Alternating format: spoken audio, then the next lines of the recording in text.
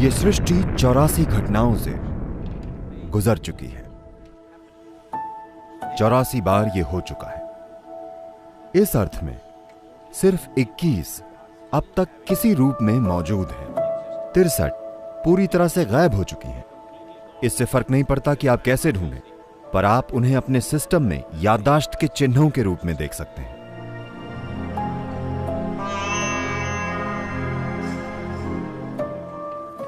चौरासी एक महत्वपूर्ण संख्या है आज हमारे जीवन में, चाहे हम इसके बारे में जागरूक हों या ना हो। 84 क्यों महत्वपूर्ण है? इसलिए क्योंकि यह सृष्टि गुजर चुकी है 84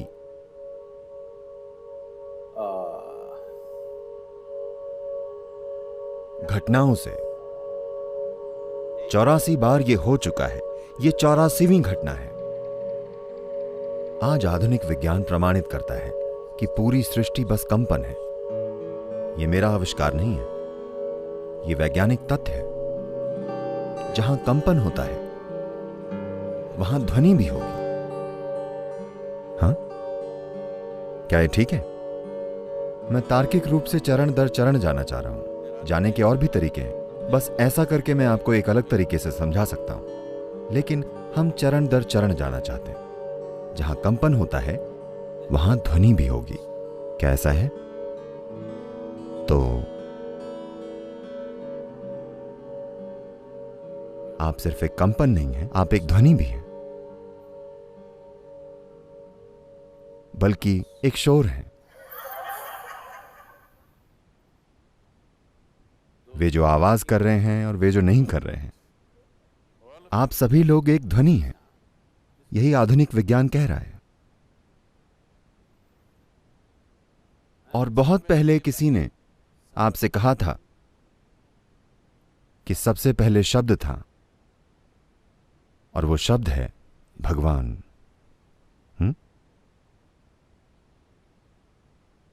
आप जानते हैं बहुत पहले ये कहा गया था। ध्वनि एक शब्द है ना? बल्कि एक शब्द ध्वनि है। फिलहाल मैं अगर हां कहूं, क्योंकि आप ये भाषा जानते हैं, तो आप उससे एक अर्थ जोड़ रहे हैं। अगर आपको ये भाषा ना आती, तो जहां तक आपका सवाल है, मैं बस एक आवाज पैदा कर रहा हूं, है ना? क्योंकि आप उनकी भाषाएं नहीं जानते, आपको लगता है कि वो कुछ अजीब आवाजें पैदा कर रहे हैं। नहीं, वे कुछ बोल रहे हैं।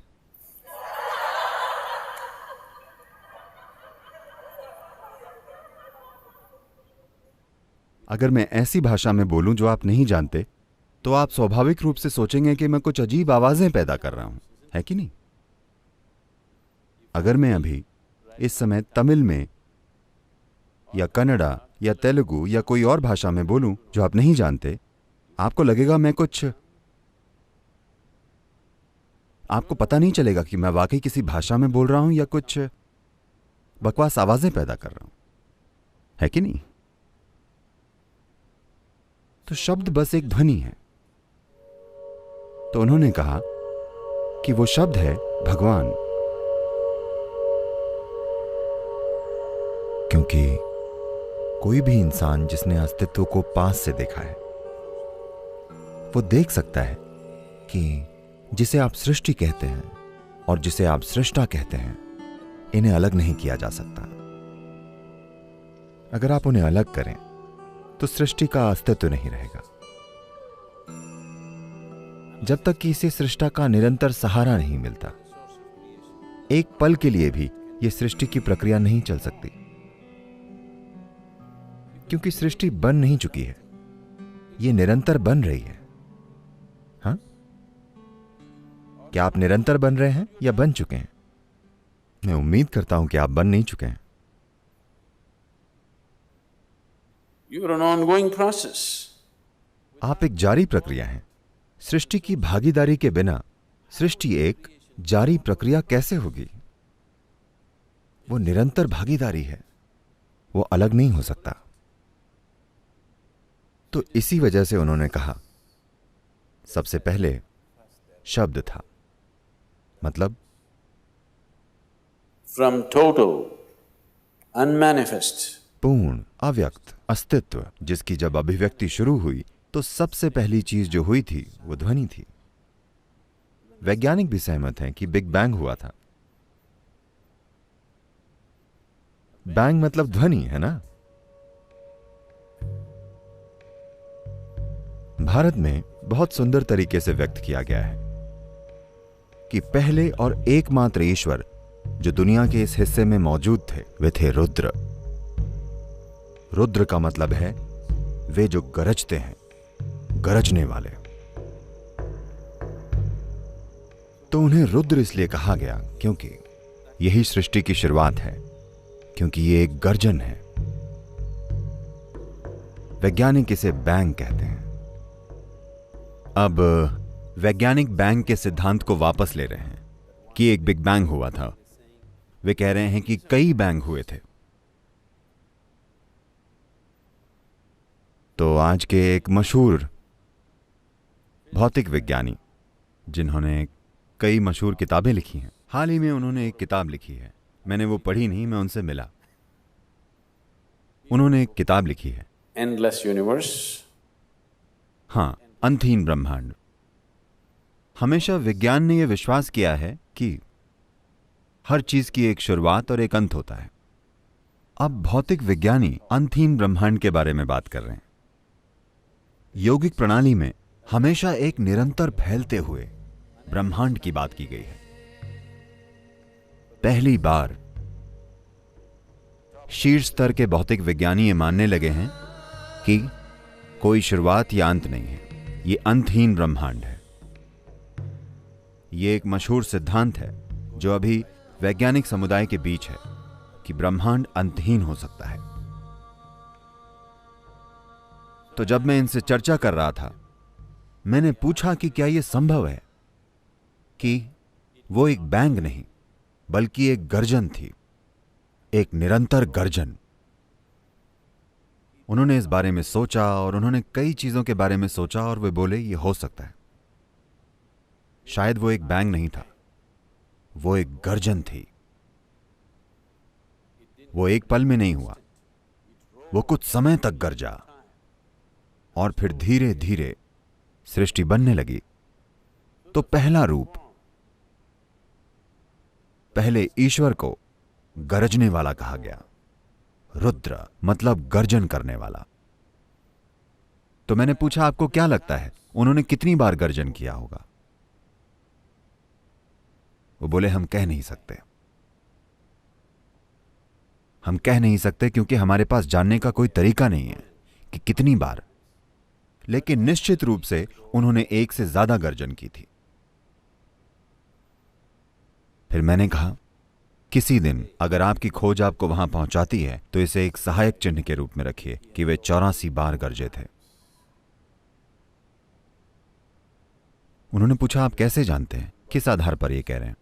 मैंने कहा अपने सिस्टम में देखकर मैं कह रहा हूं कि सृष्टि ने 84 बार गर्जन किया है और ये आगे भी कई गर्जन करेगी।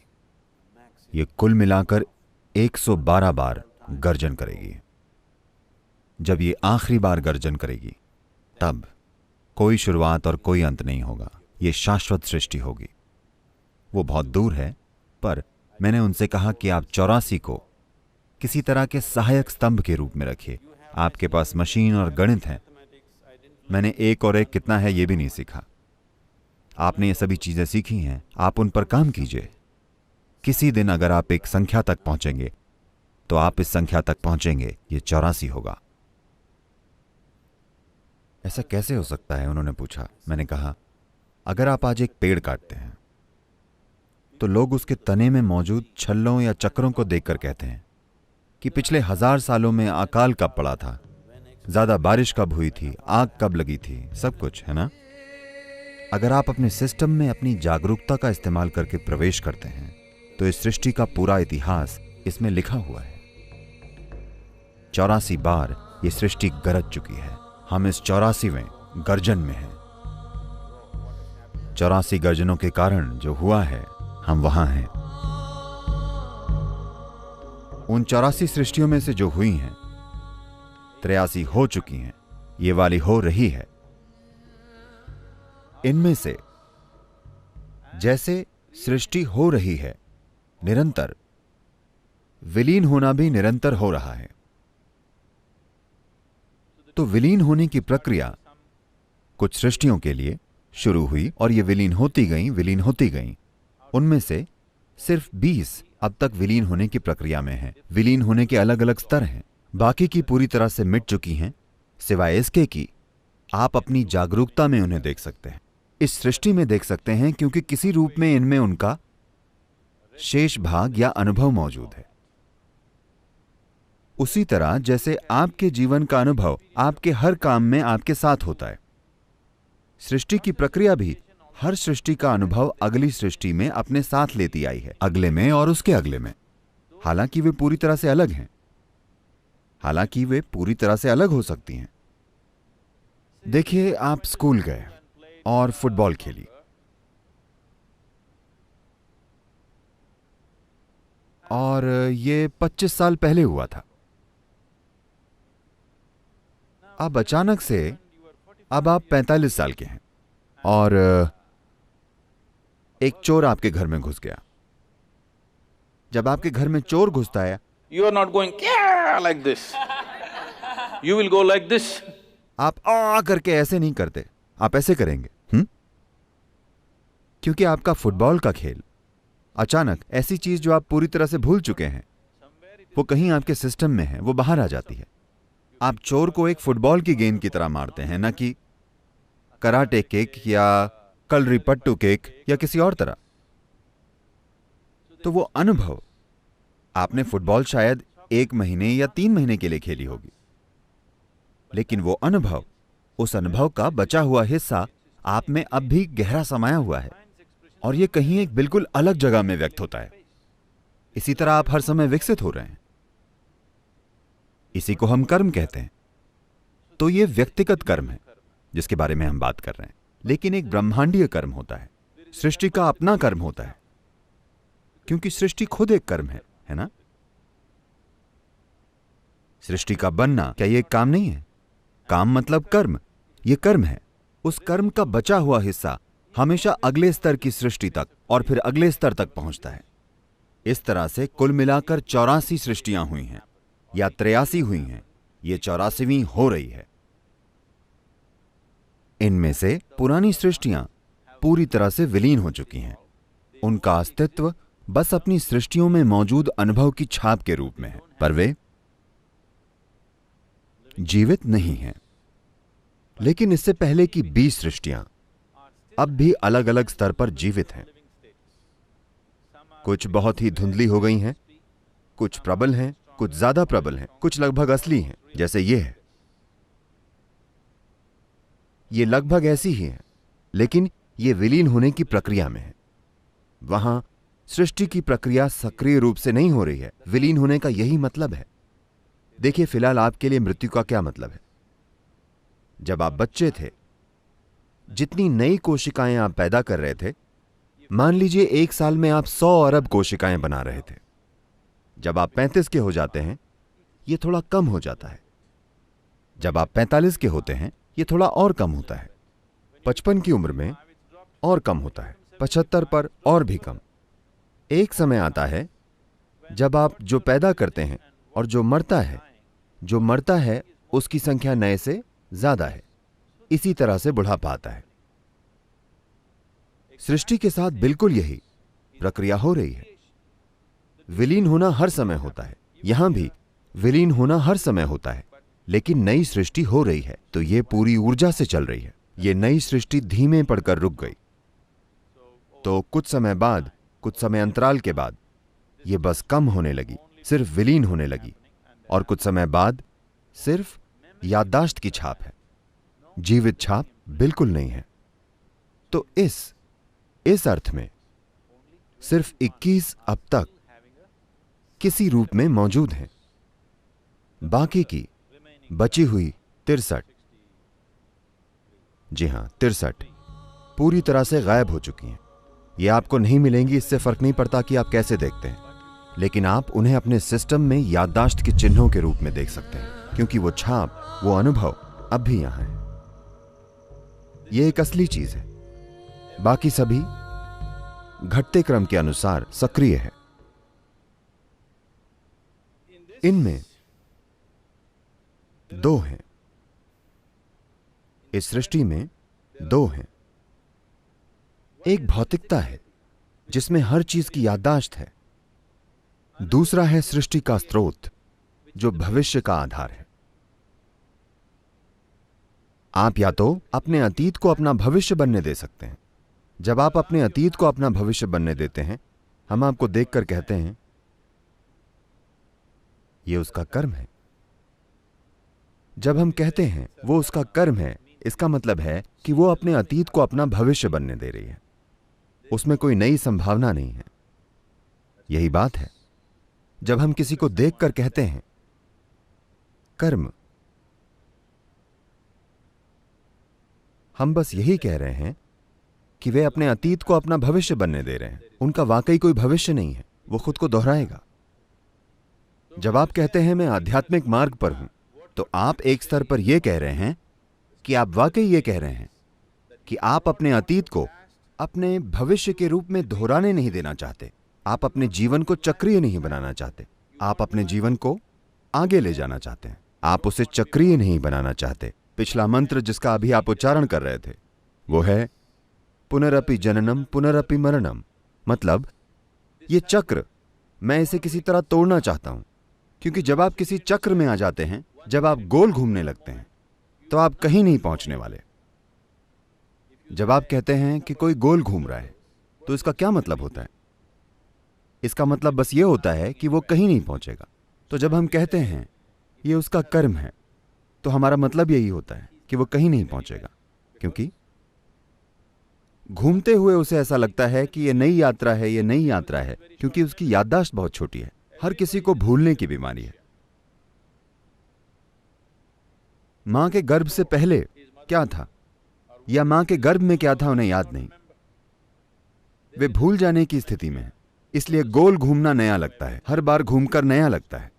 ये गोल घूमते जानवरों की तरह है। सर्कस में जानवरों को घुमाते हैं, ये बस वैसा ही है। भारत में विशेष रूप से योगिक संस्कृति में यह उदाहरण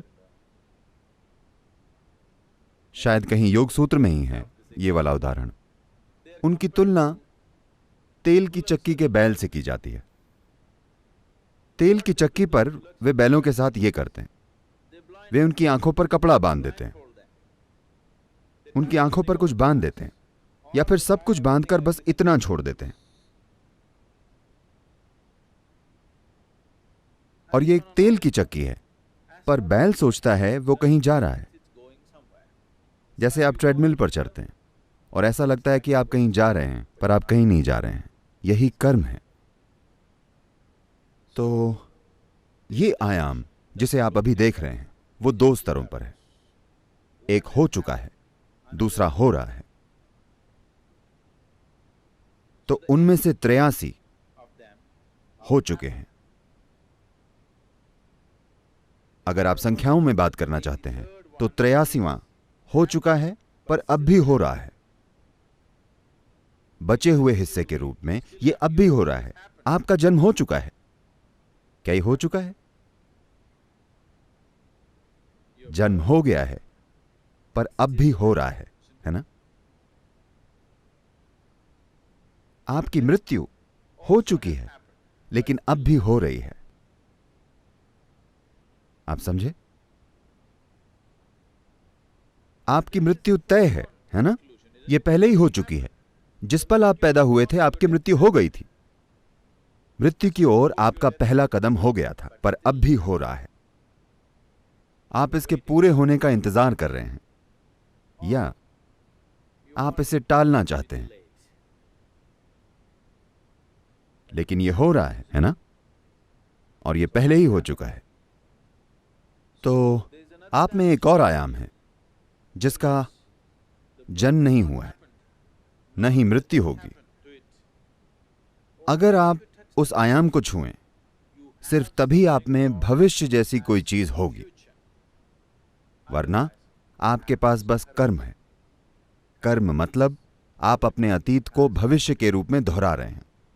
आप शायद रंग बदल रहे हों, आप शायद तरीके बदल रहे हों कि आप उसे कैसे करते हैं, पर फिर भी वही चीज है, कुछ भी अलग नहीं है।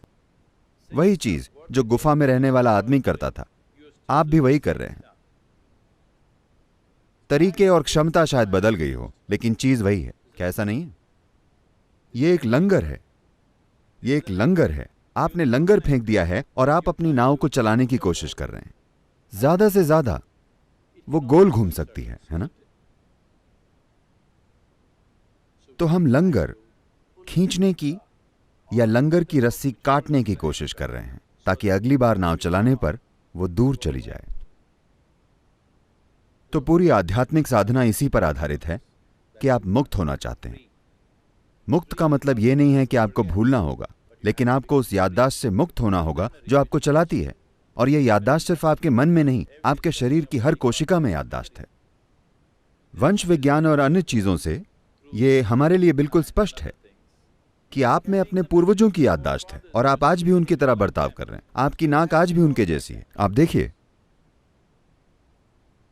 अगर आपने हाल ही में नाक की सर्जरी ना करवा ली हो, हाँ, There are many symbols.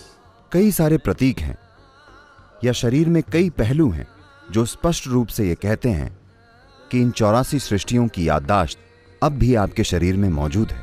ये सृष्टि के हर परमाणु में है। तो आप उसे साफ करना चाहते हैं, आप उस याददाश्त को साफ करना चाहते हैं, क्योंकि ये याददाश्त आपको बांधती है। ये याददाश्त आपको जुड़े होने की भावना देती है, पर साथ ही साथ आपको बांधती है, आपको जाने नहीं देती। तो जब आप साधना करते हैं तो आप सब कुछ काटने की कोशिश करते हैं, क्योंकि काटे बिना, अपना लंगर काटे बिना आप आगे नहीं जा सकेंगे। तो ये याददाश्त मुझे क्यों रोके रखती है? इसी याददाश्त ने आपके शरीर को और आप जो अभी हैं उसे एक रूप और समग्रता दी है। इसके बिना, इस याददाश्त के बिना यह शरीर नहीं बनाया जा सकता। एक कोशिका के जीव की याददाश्त आप में हुए बिना, उस सारी जानकारी के विकास की प्रक्रिया से गुजरकर आपका रूप लिए बिना, उस याददाश्त के बिना यह शरीर एक रूप लेकर टिक नहीं सकता। तो याददाश्त आपकी दुश्मन नहीं है। बात यह है कि आपको उसे संभालना नहीं आता। आप उसमें समा गए हैं, यही समस्या है। आप उसमें समा गए हैं, अब आप उससे बाहर आना चाहते हैं। आप याददाश्त का इस्तेमाल करना चाहते हैं, लेकिन आप ये नहीं चाहते कि वो आपका इस्तेमाल करे। यही आध्यात्मिक साधना है कि आप एक भविष्य चाहते हैं जो आपके अतीत से अलग हो।